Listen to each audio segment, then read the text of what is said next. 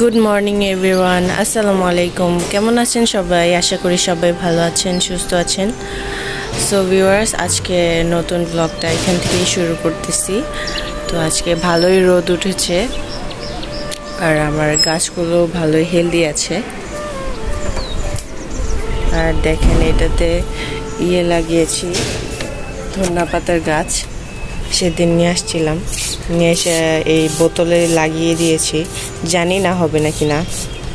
পেঁয়াজ লাগিয়েছিলাম এই বোতলটাতে, পেঁয়াজ তো হয়েছিলই,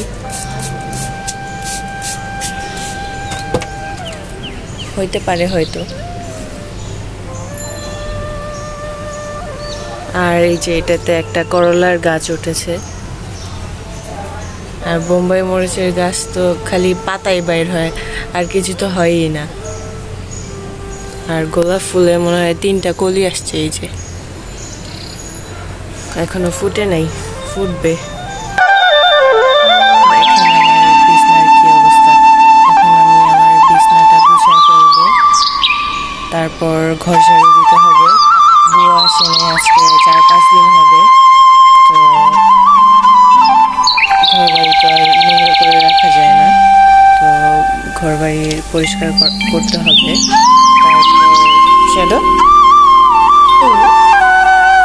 তারপর এই পর্দাগুলো খুলবো, যেহেতু সামনে কোরবানি ঈদ।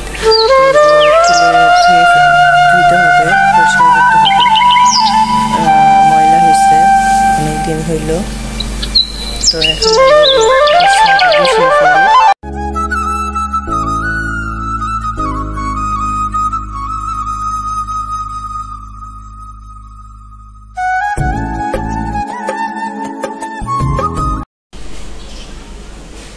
সো এই যে বিছনাটা গুছিয়ে ফেললাম। তো এখন ঘরটা ঝাড়ু দিয়ে ফেলি, যেহেতু বুয়া আসবে না।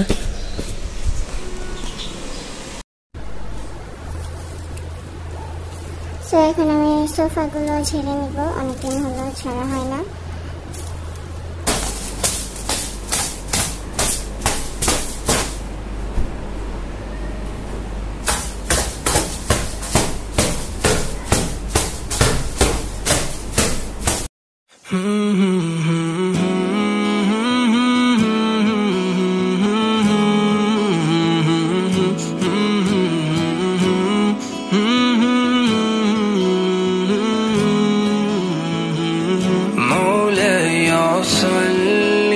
ওয়াশিং মেশিনে কাপড় ধুইতে দিয়েছিলাম, কাপড় ধোয়া হয়ে গিয়েছে।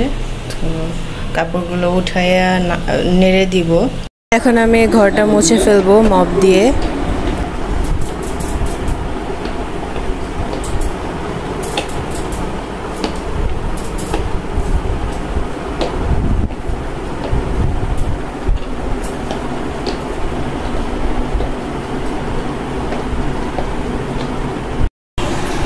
সো এই যে সবগুলো কাপড় নেড়ে দিয়েছি, নাড়া শেষ।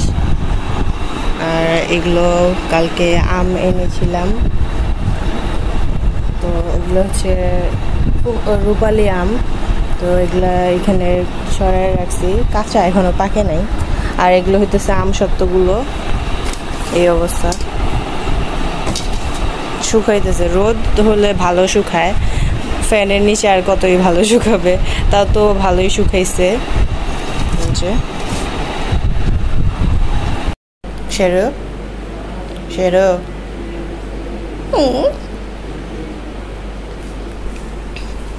সো এখন আমার ঘর ঝাড়ু দেওয়া শেষ। তো এখন কিচেনটা ক্লিন করে নিব। তো দেখেন সকাল সকাল কিচেনের কি অবস্থা। তো এখন এগুলো পরিষ্কার করে। সো এই যে এখন 1টা বেজে গিয়েছে। তো আমরা একটু বাহিরে গিয়েছিলাম, ফুপু আর আমি।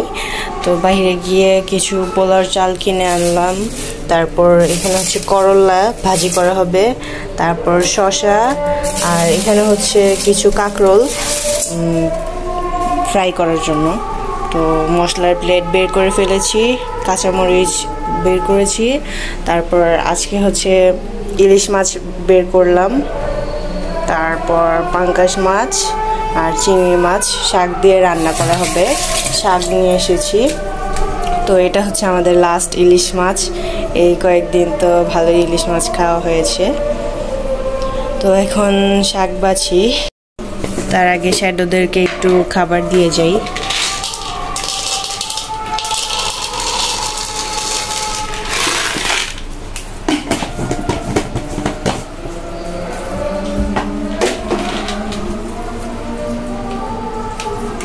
শ্যাডো,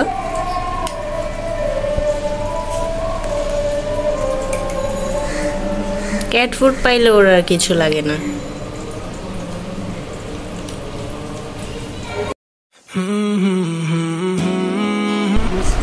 সো এই যে দেখেন কি কি শাক আনা হয়েছে। পালং শাক, তারপর পাট শাক, তিতা পাট শাক, দাদির আবার এটা পছন্দ।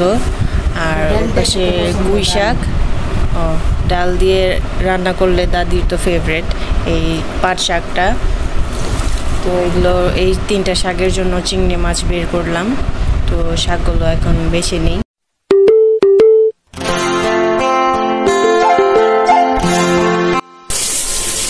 তো এই যে সব কিছু বের করে ফেলেছি। আর এখন তো অলমোস্ট লাঞ্চ টাইম হয়ে গিয়েছে। তো এখন আমরা ব্রেকফাস্ট করব লাঞ্চ টাইমে। আচ্ছা, চাটা গরম করে ফেললাম। আর ফুপু এখানে কিছু পিঠা বানিয়েছিল কালকে, তো এটা গরম করে ফেলি।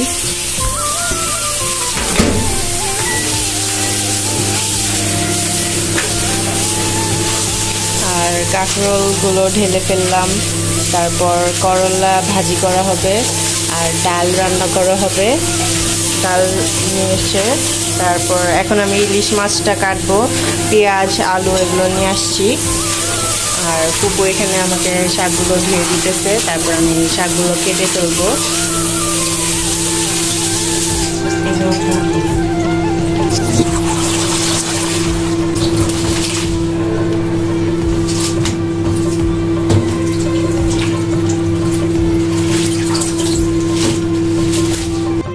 সো যে চাটা গরম করে ফেললাম, চাটা খেয়ে তারপর মাছটা কাটবো।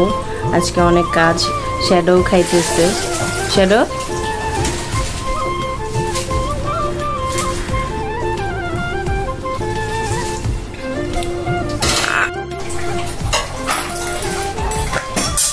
তো এই যে কাঁকরোলগুলো ভাজি করা হবে, তো মানে ভাজা হবে।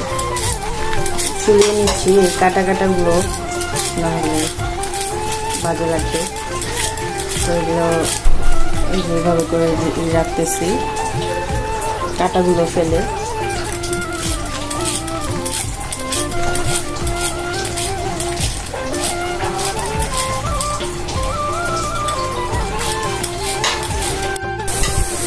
তো এই যে কাটা শেষ। তো এখন আমি এই লম্বা করে কেটে নেব ভাজার জন্য।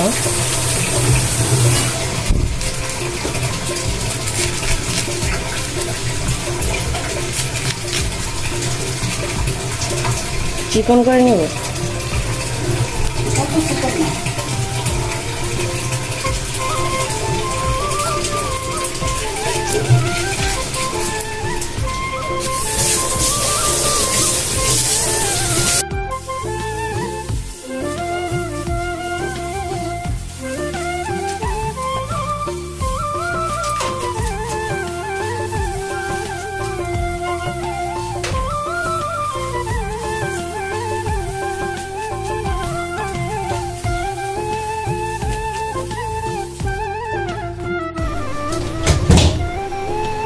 যে করলাগুলো এখন পয়লা নিব।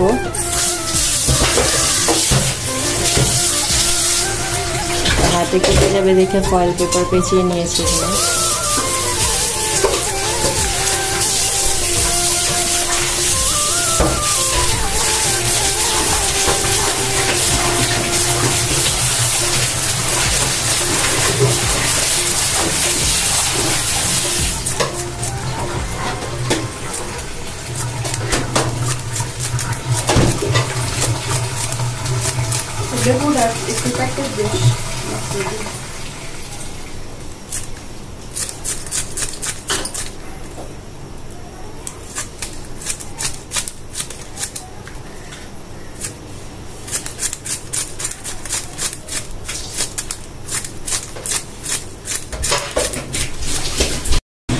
শাকগুলো কাটা শেষ, তো ফুপুর ডালও রান্না হয়ে গিয়েছে, ফোড়ন দিয়ে দিয়েছে। আর পাঙ্কাশ মাছ লবণ মরিচ দিয়ে মাখিয়ে রেখেছে। আর হচ্ছে এটা জানি কি, কাঁকরোলটাও ইয়ে করে রেখেছে, মশলা দিয়ে মাখিয়ে রেখেছে, পরে জাস্ট খালি ফ্রাই করবে। আর ইলিশ মাছ ফ্রাই করবেন নাকি ভুনা? ইলিশ মাছ ভুনা। দেখেন ইলিশ মাছের ডিম। তো এটা আমাদের লাস্ট ইলিশ মাছ। আমাদের ইলিশ মাছ শেষ হয়ে গিয়েছে, এটাই লাস্ট ছিল। আর পাট শাকও ধোয়া হয়ে গিয়েছে। তো এখন আমি জাস্ট পেঁয়াজটা কেটে দিব। আর রসুন লাগবে না, লাগবে তো শাকের জন্য, তো পেঁয়াজ আর রসুনটা কেটে দিব। আর কাঁচামরিচ তো আছেই, আধা ব্লেন্ড করা। এই যে ইলিশ মাছটা পুকুর রান্না বসায় দিয়েছে।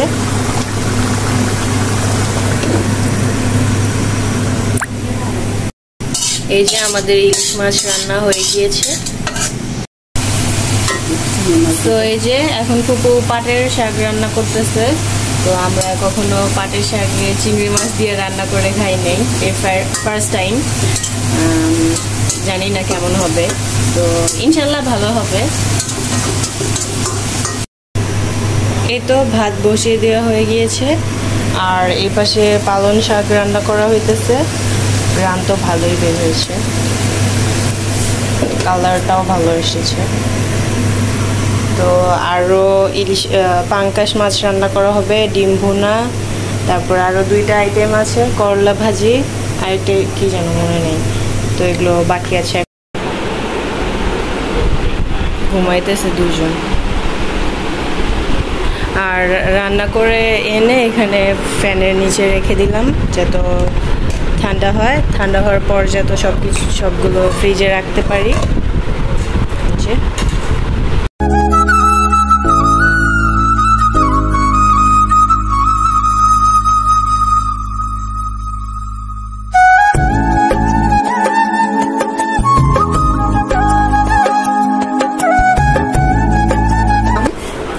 তো খড় দিয়ে ঢাকা,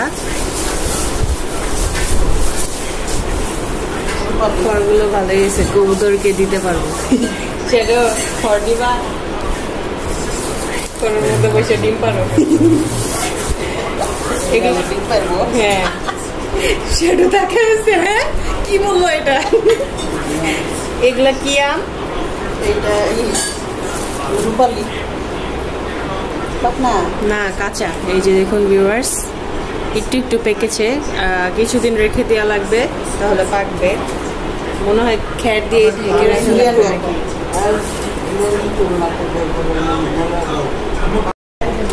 সো এই যে এখন আমি আমগুলো ঝুড়িতে করে রেখে দিব, ঝুড়িতে তেল তুলে রাখবো। দেখুন ডাল সহ আম। এই যে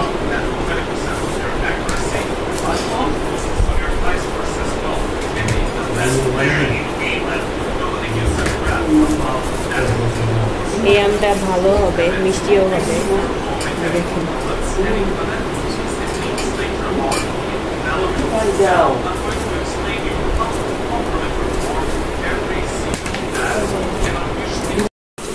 তো দেখেন এই বড় ডালিটা থেকে 4 ঝুড়ি আম বের করেছি। দেখি তো আরো পাওয়া যায় নাকি, আছে নাকি না, মনে হয় নেই। আর দেখি তো আরো আছে নাকি। ও, একটা হাতে বাঁচলো, মানে আরো আছে। আর কতগুলো আম বের হতেই আছে। ও, আরো 3টা আম আছে।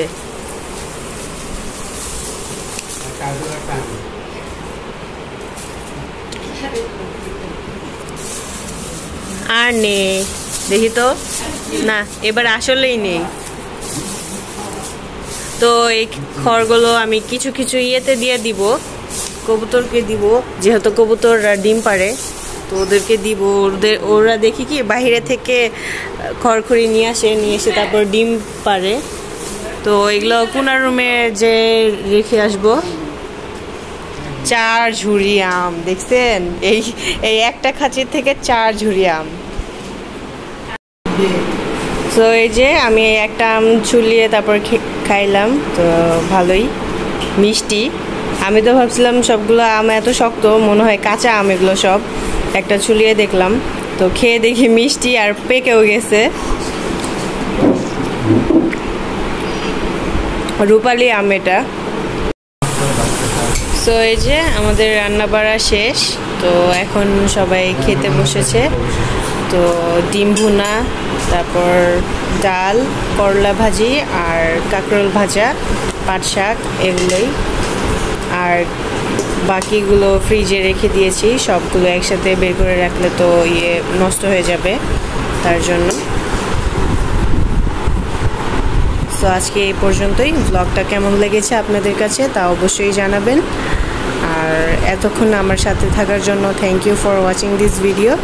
Please like and subscribe my channel. আল্লাহ হাফেজ।